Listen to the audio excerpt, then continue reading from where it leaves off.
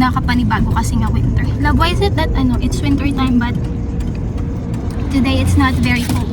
It's called a January thaw, which is a pause in the winter. It happens every year. I have no idea why. It doesn't make any sense, but it does, and that's why. How long We will don't it know last? why. Hopefully it lasts all January, but it's probably just gonna last 1 week or whatever.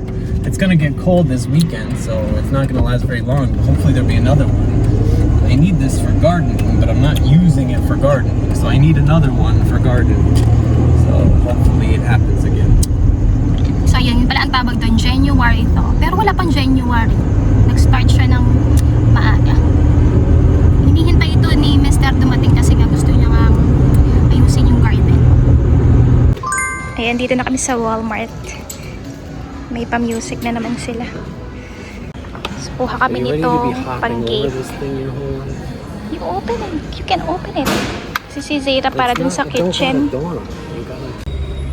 Ayan, so daan na kaming mamili dito sa Walmart. Medyo mahal ulit yung aming napamili for this week. So mamaya sa bahay tayo ulit ay mag-grocery shopping haul. Sama na ba kayo sa ating grocery shopping haul? Tapos, hindi naman kami masyadong magpe-prepare para sa dinner bukas kasi yung mother-in-law ko ang magdadala ng pagkain. Mahilig talaga kasi siya magluto. Si Mr. mag-ano lang daw siya. Para mga side dish, ganyan. Pero yung pinakang food talaga, dala ng aking mother-in-law. Pati dessert. Ganun siya talaga. Mahilig siyang magluto-luto. Ayan. Ganda yung panahon ngayon. Hindi siya super lamig. Kaya very light lang yung ating clothing for today. Ito, nabili ko lang ito sa Shein. Mura lang to, parang less than $20.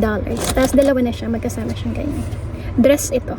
Tapos mahaba yung kanyang cardigans. So, andito na kami sa bahay. Pag-start na ulit tayo ng ating grocery shopping haul. And before pala yun, yung aking client ay nag-send ulit ng bagong phone. Para dagdag kita. So, yun. Anyway, ito yung ating first sa ating haul. Tortilla chips. Stuffing mix. Para to dun sa dinner bukas. Ayoko nito, pero gusto yata ni Mr. at saka ng aking mga biyan. So, yung parang heat tech ito na damit kay Zeta. Dahil nga mas madalas na malamig na dito sa amin. Ayan, frozen. Tapos snacks ni Zeta. Aking favorite drinks na mango, coconut milk, juice, dalawa. Beef gravy, pickles, coconut water, four pieces, olives, pas batteries, beef little smokies, whole milk, butter. So nagdadala na kami lagi ng Walmart bag kasi nga dito yung Walmart dito sa amin. Siya yung paper bag yung ginagamit, hindi sila nagbibigay ng plastic. Hindi katulad ng ibang mga Walmart pag nanonood ako ng ibang grocery shopping haul, para mga plastic pa rin yung ginagamit nila, nabubutas. Garbage bag. Tapos glass, 4 pieces to kasi yung aming mga baso nabasag na. Yung binili namin is BPA free. Tapos hindi siya babasagin. And then saging, green onions, grapes, saging ulit, celery, strawberries, green beans. Oh no! Ay! Hindi na makapasok si Zeta. Dilagyan na kasi ng harap ni Mr. What's this? Cauliflower, cabbage, mango, apples. Nakikilig ako sa apples lately. Onions, sweet potatoes, red potatoes, garlic, lemon, avocados, grapefruit, ribeye steak, and pork belly. Tapos, dalawang tray ng eggs. Ayun, andoon siya. Paper towels. You show me these ones. Ay, nako. Where is it? No, I put it here. I'm sure I put something. This is the face of being wrong. Sabi ko kasi kay Mister, marami pa tayong paper towels kasi kumuha siya doon sa bahay ng aking mga biyanan. Tapos sabi niya, hindi yun paper towels, yun, tissue paper. Sabi ko, hindi paper towels yun, nilagay ko pa ngayon dito sa, sa closet kung nasaan yung yung rice. Tapos pagtingin ko na wala, bakit ganun? Imagination ko lang ba yun?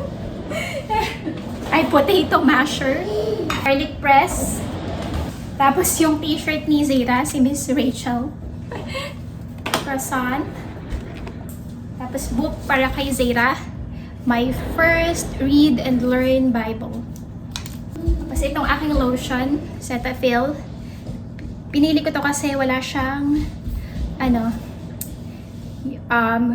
fragrance-free, paraben-free, hypoallergenic. And then, isa pang whole milk. Tapos, yung ni Zara, diaper. So, ayun ang aming pinamili for the week. Yung total amount niya ay, where's the receipt? How much did you pay? Nasa 300 plus yun. How much? Uy! Like 330? 330 something dollars. Hindi ko alam kung nasa yung resibo, tinapon ata ni Zara. So ay medyo malaki na naman yung aming napamili today. Parang lately hindi na kami lately we're not following our weekly budget. It's $250. I gave up. And then but we buy extra stuff. Like I bought kitchen utensil and the gate to keep Zeta out of the kitchen, and extra things, her clothes, baby clothes, so all these things are extra. So we are technically in the budget except I'm buying other stuff. So ayun. So iput away lang namin ito and see you later. So kakatapos lang namin mag-lunch. Hindi na luto si Mister dahil bumili lang kami ng fried chicken sa Walmart. You can continue playing your show. Ni-stop ni Mister yung panonood niya kasi nagsasalita. Natamad na din kasi siya magluto. Pero mamayang dinner magluluto siya ng steak. Tinatanggal ko itong nandito sa bagong glass na binili namin, yung papel. Tapos ilalagay ko na lang sa dishwasher. So bago dumating ang bagong taon, share namin sa inyo. Meron kaming na-receive na unexpected na blessing. Although hindi naman siya ganun kalaki. Monetary siya, amount. Pero syempre, di ba blessing pa rin. Yung aking client, hindi ko in-expect na bibigyan niya ako ng bonus, Christmas bonus. Kasi ako, di ba? Hindi naman ako employed talaga, self-employed siya. Ha? Siya? Yeah. Her or him? Kaya tanong ni Mr. ano ba ibig sabihin siya. So ayun, hindi ko rin expect na magbibigay siya ng gano'n. Kasi normally, diba, nagbibigay ng Christmas bonus ng mga employer. Kaya ako naman is, I am self-employed. So parang yung sa akin is sole proprietor. Ano ba yung pronounce? Sole proprietor. Ang hirap ito niya. So, para siyang business. Hindi na lang siya LLC. So, proprietorship. Ganon.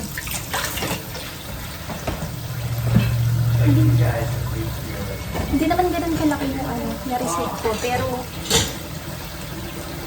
pwede na kasi talagang hindi ko naman in-expect yun. Sobrang galanti kasi yung aking kliyente and sobrang bait din.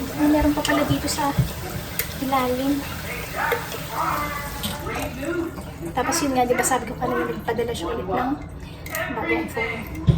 So yung sa trabaho ko, yun? Part-time lang siya. 1 hour per phone. Yung ginugugol ko. Although minsan nga mas konti pa dun Pero bayad yun ng 1 hour. Plus yung meeting. Kahit hindi siya umabot ng 1 hour, 1 hour pa din yung binabayad ko.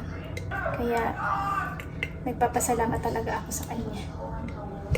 Kasi sobrang bait at galante. Tsaka ang daling kausap. Tapos si Mr. sabi niya nga, nainggit siya, sabi niya. So, sobrang tagal na daw yung nagtatrabaho. Hindi pa daw siya nakareceive ng ganun. Ano siya ha? Employee siya. So, W2. So, parang hindi lahat ng employer dito ay nagbibigay ng Christmas bonus. And ako na, Love, they're talking about your boyfriend, what boyfriend? Adam Levine. Oh, Adam Levine. Sinabi ko kasi kay Mr. na kasi ko si Adam Levine.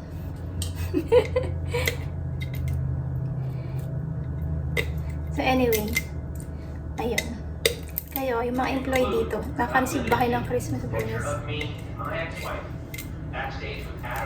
Kasi yun nga nainggit si Mr. Sabi niya, buti pa daw ako naka-receive ng gano'n. Samantalang siya na may employer talaga eh. Walang na-receive. Tapos, ano naman, kanina naman si Mr. naka-receive din naman siya ng blessing kasi hindi niya rin ina-expect. Naka-receive siya ng check sa mail from ano. Love, the check that you received, is that from State Farm? Yes. From State Farm. Medyo malaki din yun yung na-receive na amount ng check eh. Hindi ko alam kung para sa refund siguro or something. Pero hindi rin alam ni Mr. kung kumbaga hindi niya rin expected na makaka-receive siya ng gano'n. So yun, syempre nagpapasalamat kami, hindi man siya ganun kalaking amount, at least di ba, yung mga ganung bagay na unexpected, nakakatuwa siya. Hindi man siya umabot ng thousands of dollars, at least nasa hundreds of dollars naman. Ayun, na-share ko lang. Hirap magkwento habang may ginagawang ganito. So, ayan, tapusin ko na ang vlog dito. Magpapahinga na muna kami. Tapos si Mr. may gagawin nga siya dun sa kanyang garden. So, maraming salamat po ulit sa pagsuporta sa aming YouTube channel. Thank you so much for watching and see you again next time. Bye! Baby. Bye-bye.